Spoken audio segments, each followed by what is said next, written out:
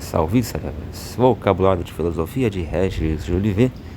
A palavra analítico. Analítico significa, em lógica filosófica, que sofre uma análise. Já vimos o vocábulo análise no último vídeo, né? Você tem, por exemplo, a proposição analítica, né? A proposição analítica é uma expressão que você vê em lógica filosófica. Em Aristóteles, você tem, por exemplo, esse nome analítico como sendo, no feminino, né, claro, analítica, como sendo um tratado da filosofia dele, né? Todo um corpus de filosofia específico. Seria a parte da lógica que se refere à demonstração.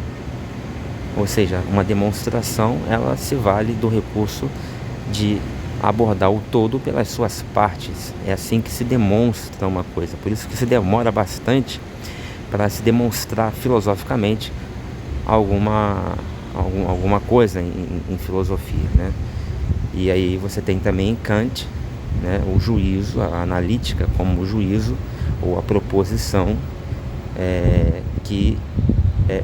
cujo predicado está contido na noção do sujeito. Então, por exemplo, você tem A é A. Essa afirmação, essa proposição A é A, é uma proposição analítica porque o predicado está contido na noção de sujeito. O que eu digo de A? Que ele é A. Eu predico de A que ele seja A. Só que o predicado, ou seja, a qualidade que eu digo, que eu afirmo de A, está dentro da própria noção de A. Então, essa é uma proposição analítica, segundo o kantismo.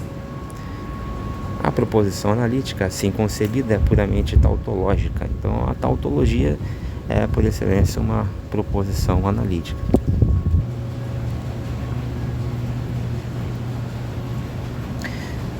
Kant foi, dessa arte, conduzido a criar, para os juízos em que o atributo exprime uma propriedade do sujeito, a categoria arbitrária dos juízos sintéticos a priori. Então você tem a analítica transcendental, é a parte da lógica que consiste em decompor todo o nosso conhecimento a priori nos elementos do conhecimento puro, do entendimento, conceitos e princípios. Aí aqui a gente não cabe tecer maiores comentários, porque para explicar isso aqui a gente demandaria bastante tempo. Mas o que importa aqui é que é um conceito, né? A analítica é um conceito tanto usado por Aristóteles como também por Kant, só que bem diferente em um e outro. Em matemática é um método analítico, né? Se diz do método que ele é analítico porque ele consiste na solução dos problemas, em supor o problema resolvido em remontar daí a um princípio cuja suposta solução seja a consequência necessária.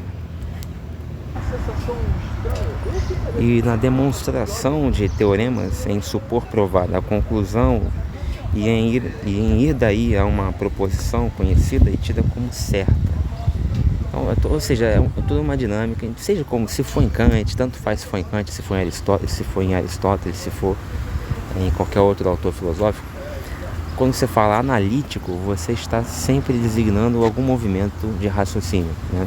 Ou seja, não é uma situação estanque, não é um estado de coisas, não, é um movimento de raciocínio, sempre um movimento, uma dinâmica de raciocínio, com o objetivo de se chegar à conclusão de alguma coisa, a uma conclusão sobre algum conceito, alguma coisa assim.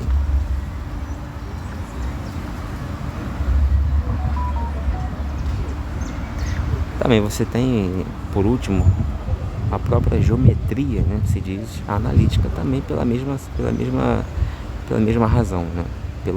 Há uma dinâmica específica de raciocínio, onde você decompõe o todo em partes e faz o movimento inverso também.